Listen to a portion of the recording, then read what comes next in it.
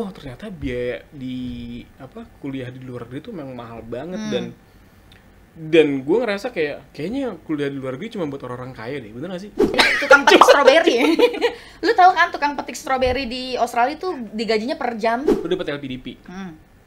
Lu beban gak kalau misalnya lu dibiayain nih sama negara? Negara apa yang enak buat dikunjungin ke luar negeri juga nggak ada. Gue paling tahu Malaysia, Singapura. Cuman karena yang mikirnya iya masih dekat-dekat situ juga kan, kayak nggak ada kepikiran aja gitu. Sombong kali ya, Kak.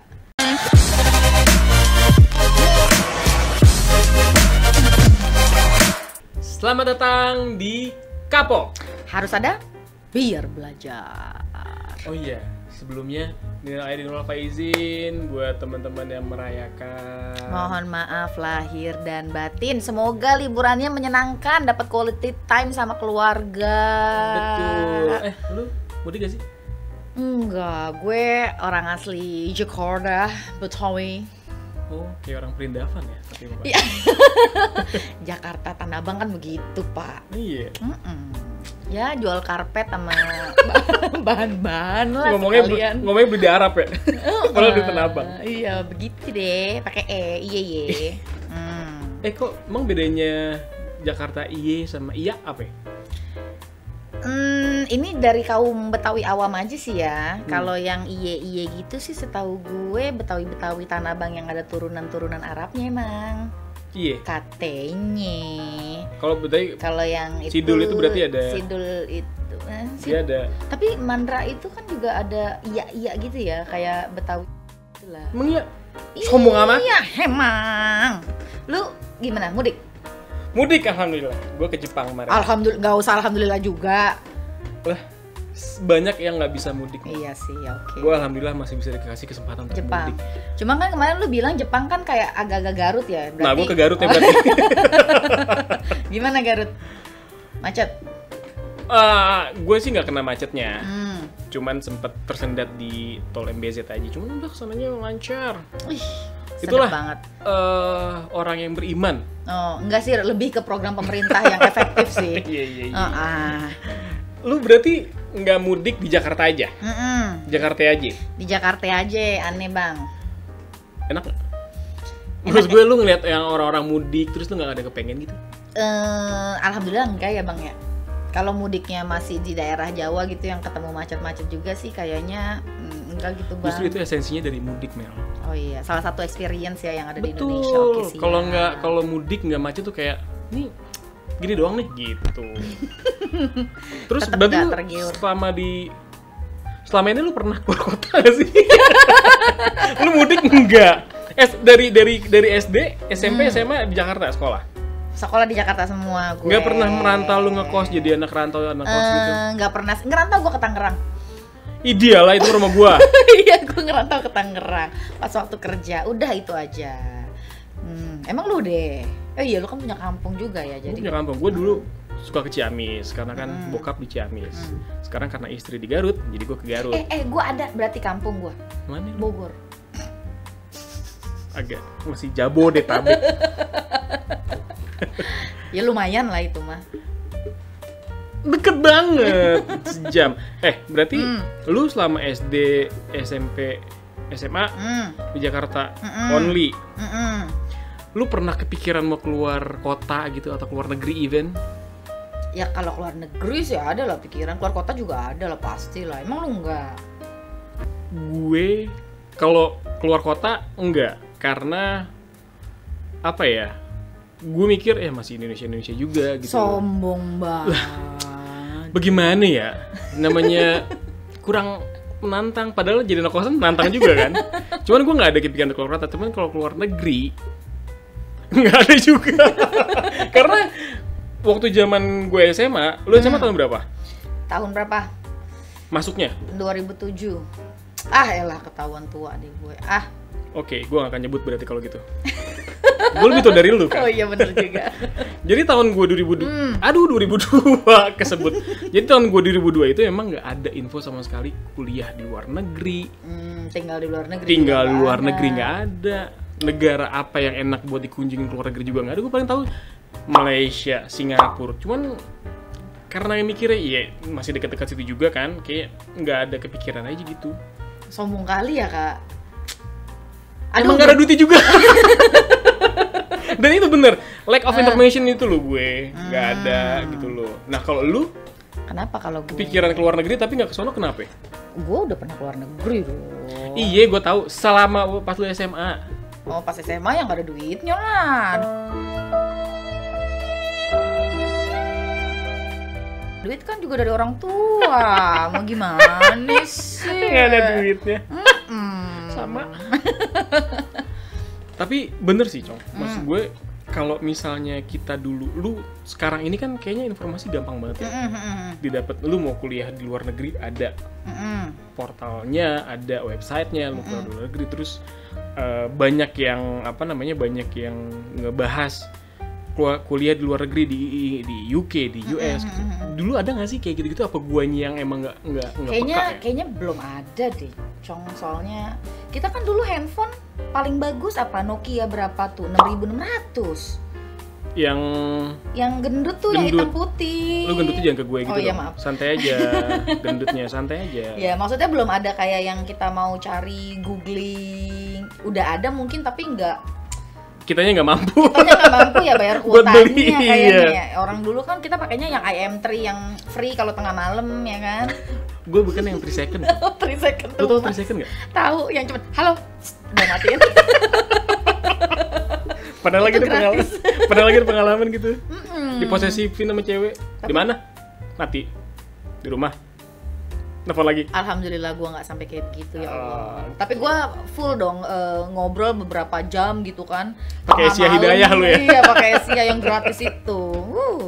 Berarti kuliah di luar negeri berarti lu sama sekali nggak kepikiran sama sekali? Kuliah ke luar negeri waktu SMA sih gue nggak kepikiran. Cuman pas gue lulus S1 baru tuh kepikiran. Pas gue udah nikah malah gue baru kepikirannya mau keluar negeri.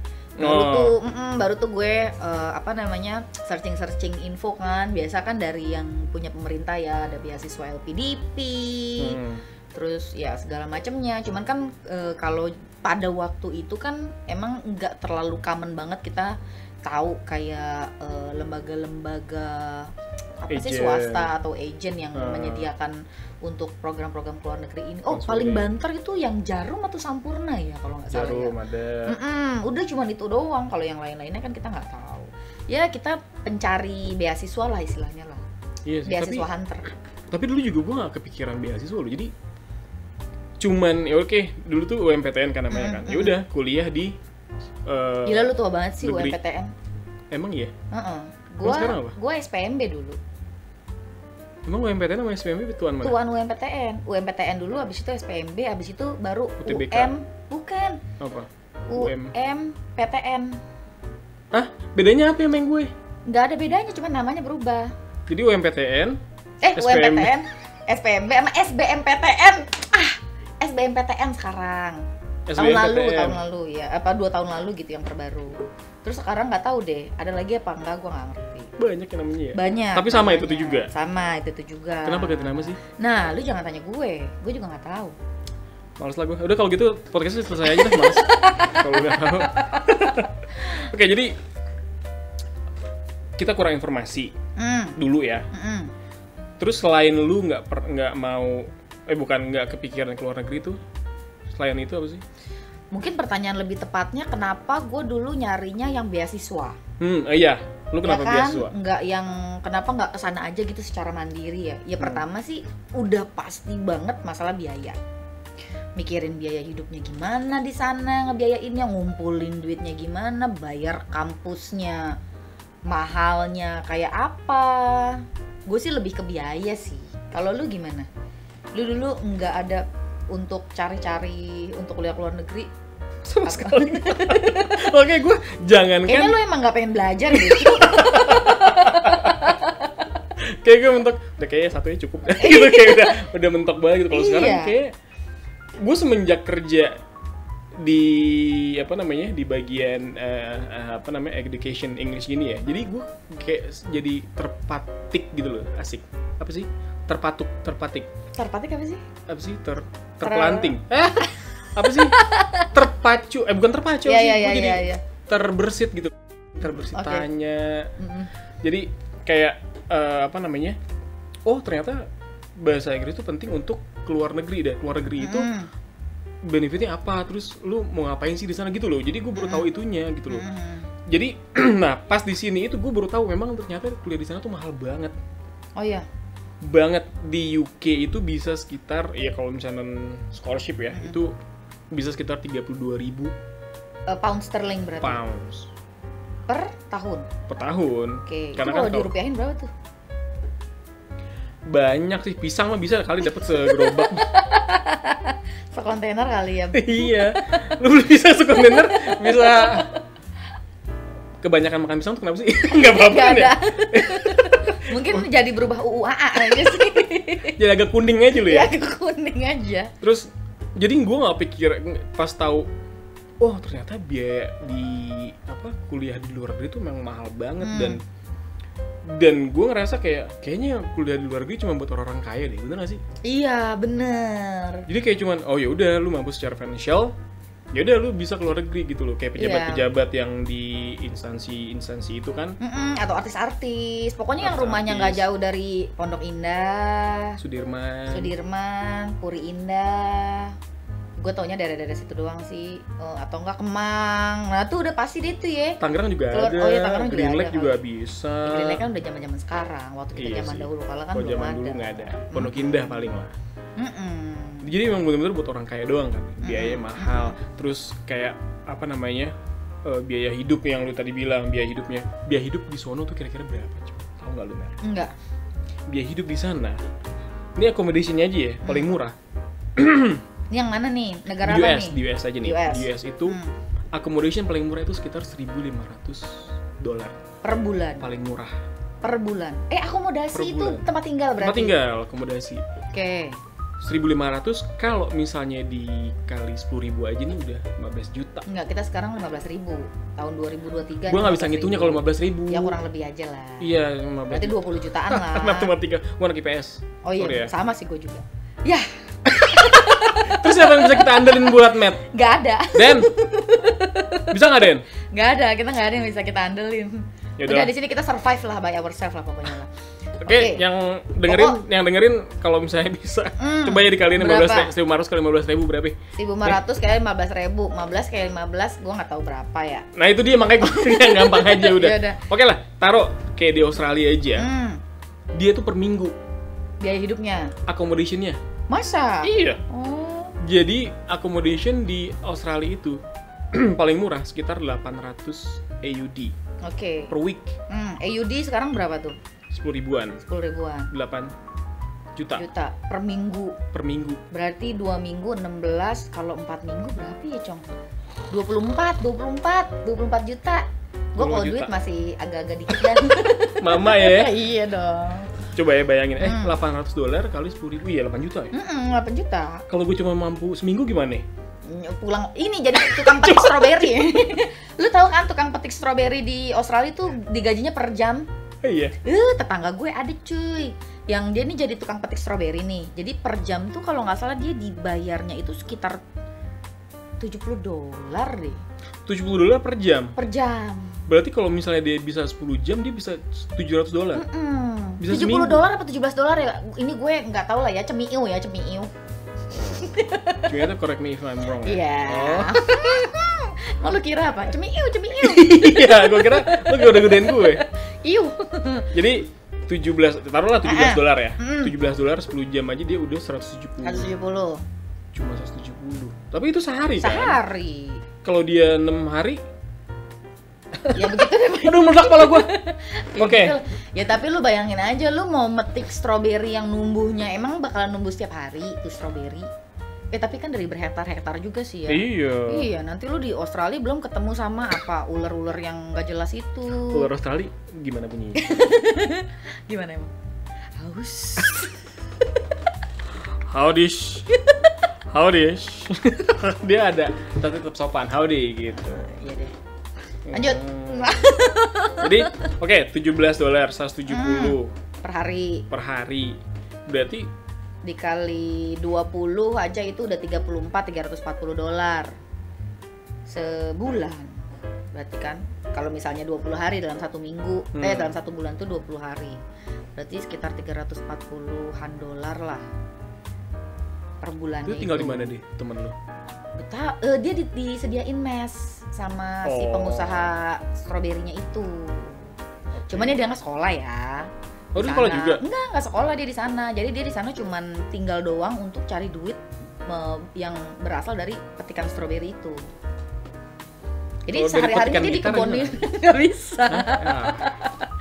Nah itu cuman gitu tuh. Nah, tapi Cong, kalau misalnya kita mau belajar nih ya ke luar negeri ya, terus sempat apa nggak sih kayak kerja-kerja kayak oke deh kalau di Australia jadi tukang petik stroberi gitu?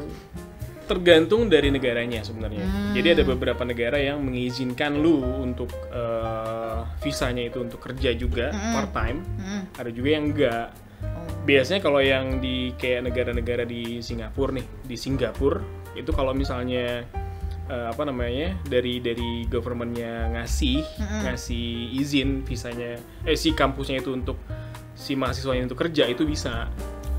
Gitu loh. Cuman tapi ngajuinnya beda lagi. Sama, cuman tergantung dari si government-nya ini. Kayak di Australia juga dia sebenarnya ada beberapa kampus yang nggak boleh.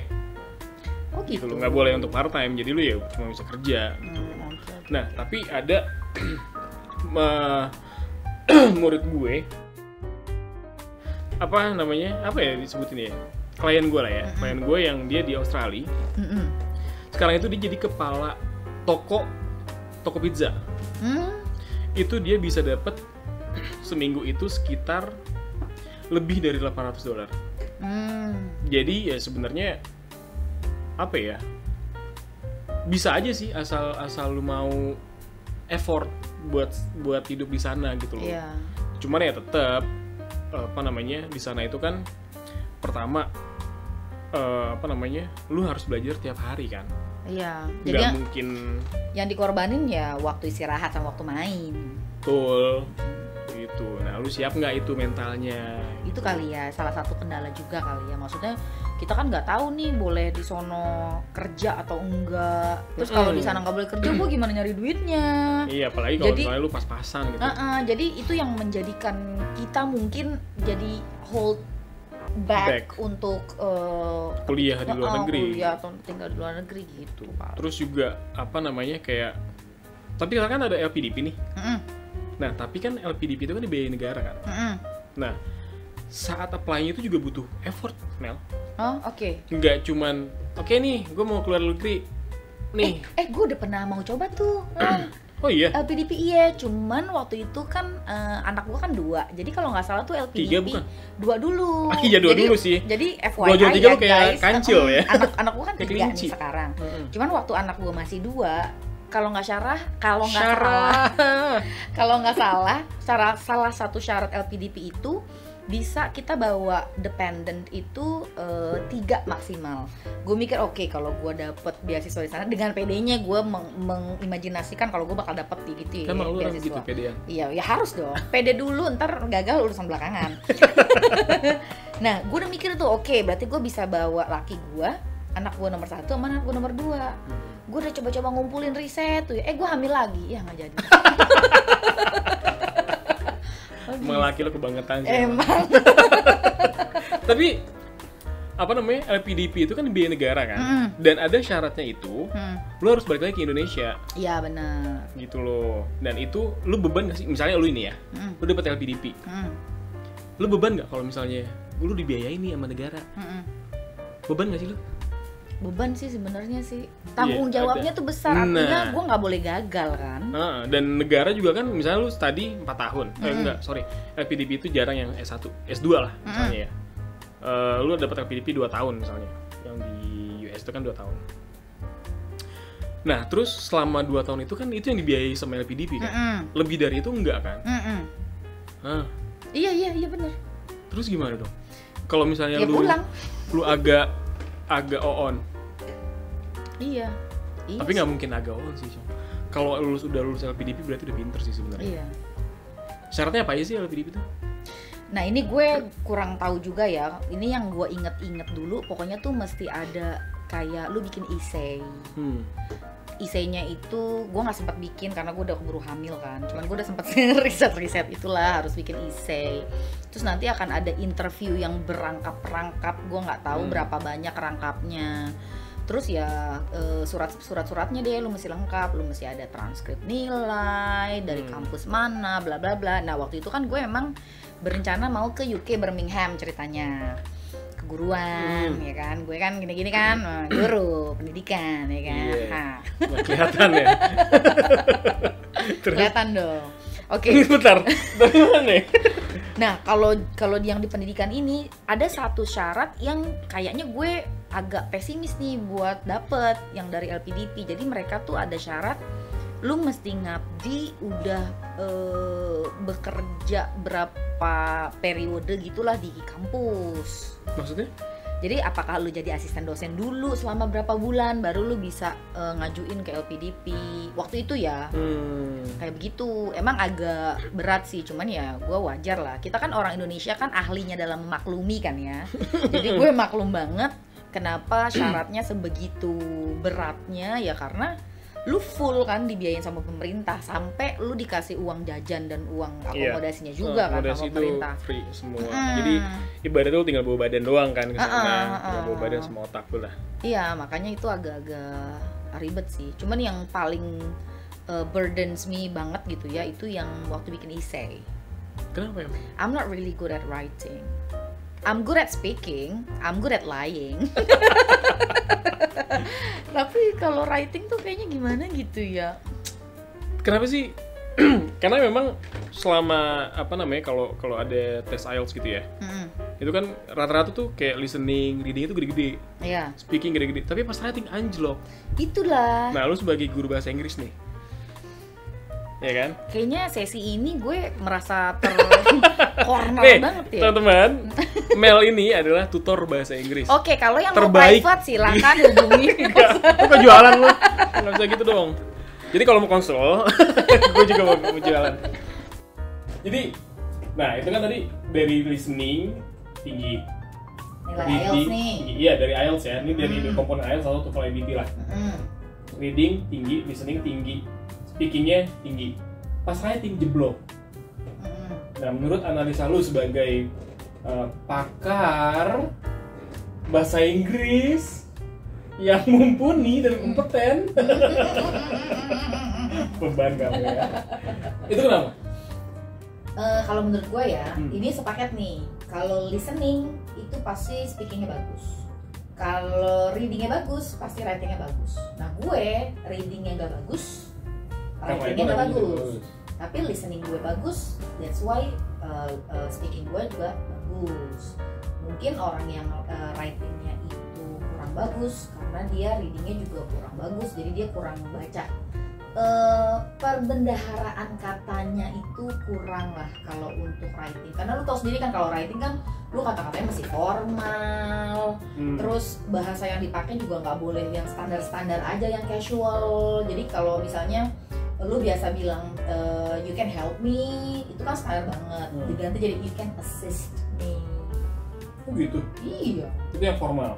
Itu formal punya. Biasanya kan kalau IELTS ya, karena kan yang ada writingnya kan IELTS ya. Jadi kalau yang IELTS tuh biasanya tingkat vocabulary-nya itu bakalan liar. Makanya kadang-kadang kalau orang-orang yang bahasa Inggrisnya itu casual banget kayak gitu gitu. Bukan casual sih, lebih dikit aja vocabulary-nya. Bener. Biasanya lebih rendah, kayak gitu aja sih sebenarnya. Oh, jadi that's why. Itu menurut analisa lu ya. Menurut analisa gue seperti itu. Oke, terus jadi itu bisa jadi kendala juga ya buat kuliah di luar negeri ya. Karena kan nilai IELTS itu kan agak menentukan kan. Iya, dan IELTS juga kan diambilnya kan dari keempat skill itu kan. Jadi skill listeningnya berapa, skill readingnya berapa, terus di average gitu nggak sih? Overall ya kan? Overall. Karena ada beberapa kampus di UK kayak misalnya hampir semua kampus lah, mereka itu biasanya ada minimum subscore. Jadi overallnya 7.0, tapi subscore-nya nggak boleh kurang dari 6.5. Oke. Jadi misalnya oke lah listening speakingnya 7.5, terus readingnya 7.0, speakingnya 8.0, tapi writingnya 6.0. Nah berarti itu nggak bisa masuk. rata-rata itu akan jadi consideration buat kampus-kampus di UK, karena kampus UK itu mereka tuh agak strict untuk nilai-nilai IELTS-nya itu gitu loh. Ya logikanya nanti lu kan bakalan nyusun thesis pakai bahasa Inggris. Iya, Lu bakalan writing kan. Saat menerima pembelajaran juga kan lu harus bisa mengkombinasikan itu kan soalnya kan. Terus ada juga yang ini, mereka tuh takut perbedaan budayanya, Mel. Gegar budaya, asik. Gegar otak. Gegar aku gegar. Itu tagar. Hashtag. Jadi perbedaan budaya itu kan jadi bikin gegar budaya itu kan, culture shock itu kan. Nah, lu kalau gua nggak ada. Kalau gue kayaknya bakalan lebih happy sama Western kind of culture ya. I live a Western culture. Okay. Lebih ke kebebasannya aja sih sebenarnya sih. Makan lu sarapannya nasi uduk, biasanya kagak ada nasi uduk. Ya nggak apa-apa lah, kan bisa bawa magic gear sendiri. Ntar gue bikin sendiri. Tapi banyak yang takut itu, Mel. Iya sih. Kenapa ya? Biasanya mungkin ya, karena kalau di sana kan breakfast ya cuma roti, sama teh. Kalau tapi kayaknya itu bukan kendala lu buat bisa kuliah luar negeri tuh, kendala lu cuma gara-gara breakfast sih kayaknya enggak ya. Gue sih ya. Iya. Karena gue breakfast misalnya cuma roti nih ya, roti sama teh gitu misalnya. Jam 10 pasti udah kerucukan. Oh iya benar juga. Nggak bisa menerima pembelajaran dengan baik dan benar. Oh iya benar. Iya, lu lapar banget makan cuma roti doang gitu. Biasa makan tempat sayur. Oh iya benar. Iya. Tempat sayur, bubur ayam, nasi uduk, empok halime. Poda. Gimana? Posawi enak, dekat rumah gue di Purwakarta. Masa? Iya, Posawi namanya. Itu ada juga empok Rihanna. Umbrella. Dia umbrella. Iya, karena ada lagi yang maksudnya kayak kernel shock itu kan, kayak misalnya di sini lu salaman aja. Ya, gitu. Apa kabar bro gitu kan. Tapi kalau di sana sampai pelukan, sampai yang Jepang malah mesti bowing kan. Ya baunya kan tergantung kan, kalau yang lebih muda tuh mereka cuma dikit doang. Cuma kalau yang lebih tua kan sampai sujud gitu kan, ini masih enggak ya? Ya maksudnya itu juga kan sebagai salah satu ilmu pengetahuan yang harus lu tahu sebelum sono. Tapi kan rata-rata mereka ya udah experience-nya itu pas udah di sana gitu loh, Mel.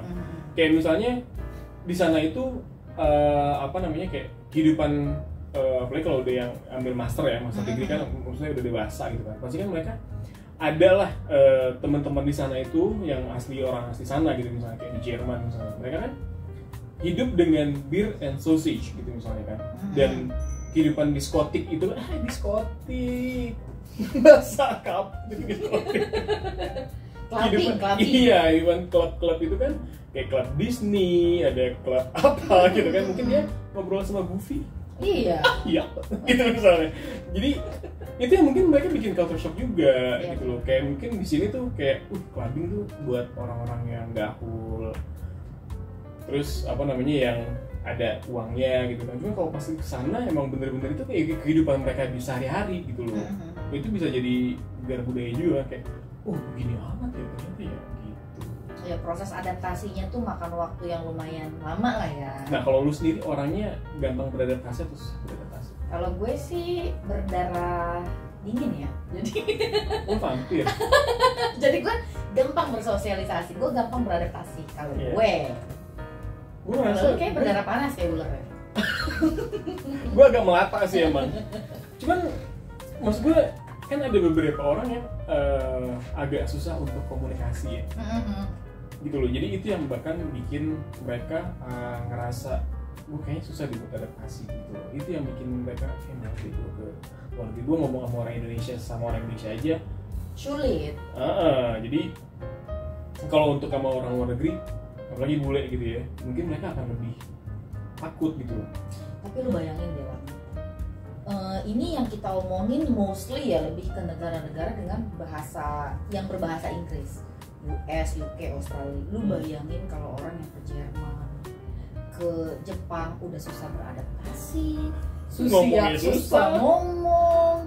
Karena memang kalau ke Jerman itu kan ada kampus yang dia pembelajarannya metodenya pakai bahasa Inggris, tapi kan dia hidup dari kampus doang kan. Iya. Pasti socialize sama ya penduduk sana, segala sana.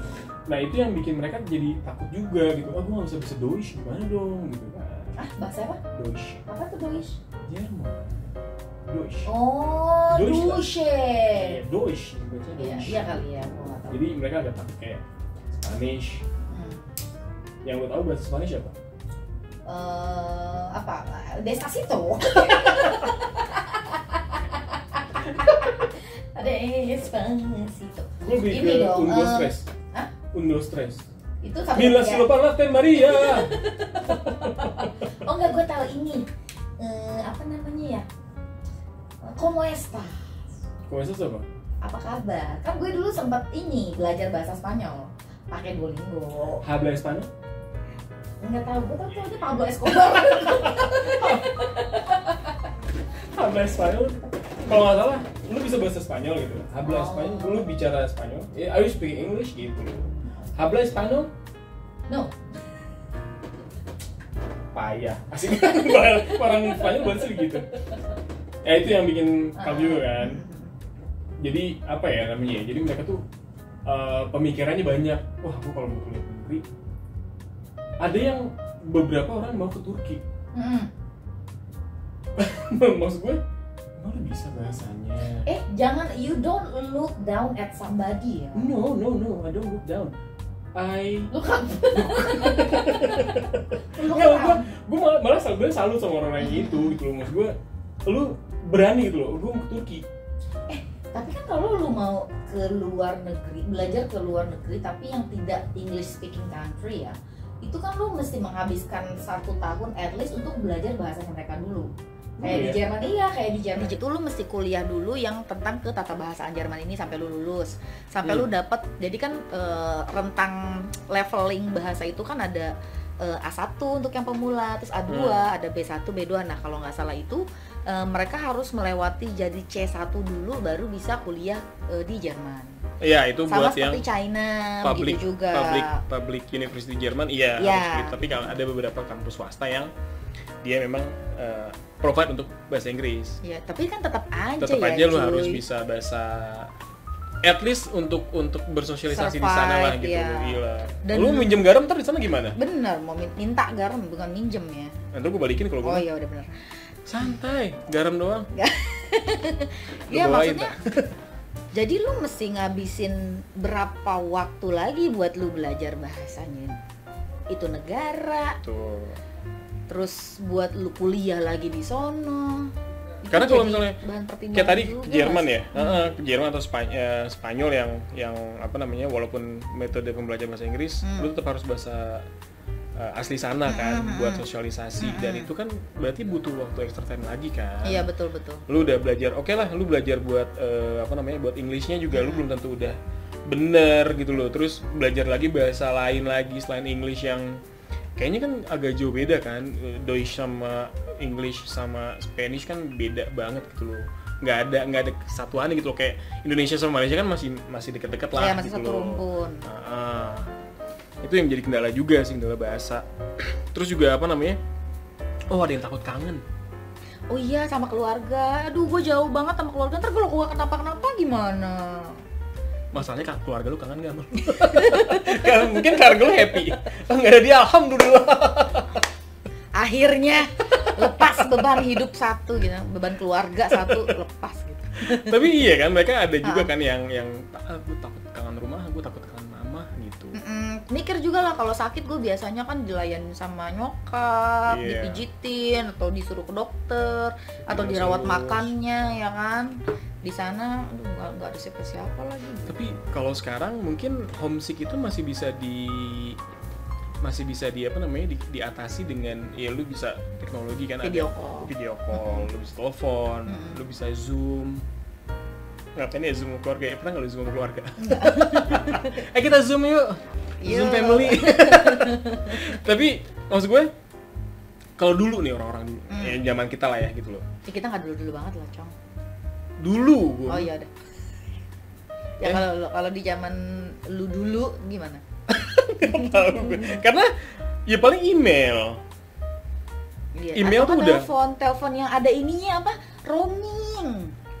Dulu roaming itu belum ada paketnya, Mel. Oh iya, dulu kan roamingnya kan mahal. Iya. Kan? Dan itu kan pakai PSTN kan, pakai pesawat telepon kan. Kali. Pesawat ini telepon biasa loh. Iya. Telepon kabel. Nah, itu kan pas billing tagihannya keluar, Masya Allah, mahal banget. Roamingnya luar biasa ya. Iya, makanya nah itu kan yang jadi kendala dulu ya. Terus juga apa namanya? Kalau kangen dulu nggak bisa video call. Dulu video call apa sih? Skype belum ada. Iya. Yahoo Messenger Gak ada video callnya. cuman main kata-kata dari emoticon doang paling kan, emoji. Udah. Terus ya apalagi udah paling email. Surat lama banget nyampainya kalau pakai surat. Iya benar. Itu mungkin yang sekarang apa namanya kendala homesick sekarang kayak udah bisa diatasi ya berarti ya. Bisa nggak sih? Iya tapi terasa kurang lengkap aja lah. Lu bayangin lagi hari raya lo gitu ya, terus lu jauh sama keluarga, cuman bisa video call doang, sedih banget gak sih? Lu nggak sedih, dasar nggak punya perasaan. Ini anak durhaka ini satu ini. Enggak. Mungkin kalau apa namanya kalau experience misalnya tahun pertama, kalau gue mikirnya itu kan masih honeymoon lah, masih honeymoon phase lu, masih happy. Oh oke, I'm studying abroad. Gue jauh dari keluarga. Oh ini ya rasanya lebaran tempat keluarga gitu. Itu kan masih euforia sebenarnya. Walaupun ya sedih juga gitu. Tapi masih ada euforianya karena kan di sana pasti ada apa namanya organisasi atau kayak klub apa sih? Komunitas Indonesia yang ada di sana kan. Jadi mungkin nggak terlalu berat banget sih sebenarnya, cuman kalau udah agak lama gitu, udah 3 tahun 4 tahun mungkin juga kali yang bikin ini ya. Karena itu student gue yang S2 keluar negeri itu mereka pasti bawa anak istrinya yang udah menikah. Rata-rata kan kalau S2 itu kan mereka udah menikah, mereka pasti bawa anak istrinya. Gue pikir gue sih gini, either dia emang gue bawa anak istri gue biar gue gak kangen gitu, atau mumpung bukan abis apa dong, istrinya yang maksa gue ikut. Pokoknya gue nggak mau tahu, gue harus ikut, awas lu macam-macam deh. Lu keluar negeri gue ikut, mau kemana gue ikutin lu. Nah, tapi sih gue bukan tipe istri yang seperti itu ya. Gue nggak tau, gue bukan istri lu. Gue bukan suami lu. Enggak dong, bercanda gue begitu sih. Laki gue kemana, ikut gue, pokoknya gue gak mau tahu, bodo amat. Makanya lu bilang gitu, gue telepon laki lu ntar. Terus sama ini lagi Mel, di Indonesia cuaca ada berapa? 2. Apa aja coba? Dry season sama wet season. Lu jangan mau bilang summer sama rainy season ya. Gue udah tahu banget nih. Dry dan satu lagi wet season, betul. Tapi kan kalau lagi dry juga gue bisa wet. Keringetan. Oh iya benar juga. Humid karena humidity-nya. Iya, gitu. humid kan. Ya udah lanjut, kalau di sono kan? Kalau di sana kan kayak misalnya deh di Jepang ya. Itu mereka ada berapa? 4 nggak sih? Iya. Ada summer, winter, spring, sama fall. Nah, itu yang biasanya mereka ada excitednya, ada takutnya. Karena gue ya sebagai orang tropis ya, kan kalau kena AC aja 16 kita udah dingin banget nih, shit dah gitu. Gimana yang dia tuh bisa minus 10 derajat gitu loh. Dan maksud gue orang-orang sana kayak UK lah ya, orang-orang UK yang gue kenal gitu loh, mereka emang bulunya banyak-banyak nih. Gue juga bulunya banyak tapi nggak sebanyak. Gue juga banyak nggak sih? Lumayan lah, maksud gue segini mah. Cuman dia tuh lebih tebel lagi dan ini informasi penting gak sih sebenarnya? Mereka bulunya lebih banyak daripada bulu orang tropis. Lah, ngapain jadi ngomongin bulu sih? Tapi kalau gue lebih takut ke beli barang-barang winternya, cuy. Emang kenapa? Mahal.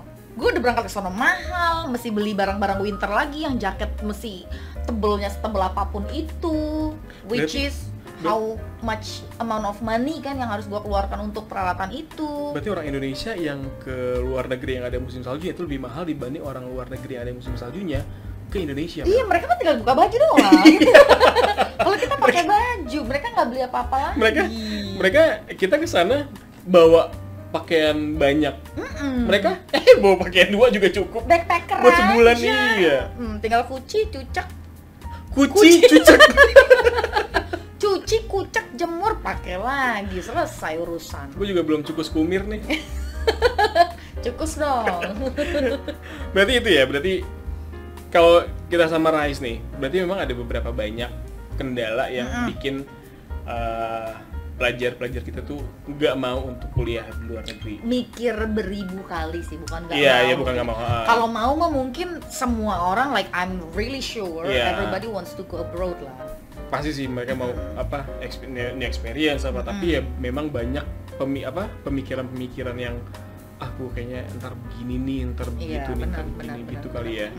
Cuman kayaknya itu bakal bisa diatasin ya kalau kalian denger podcast kita selanjutnya.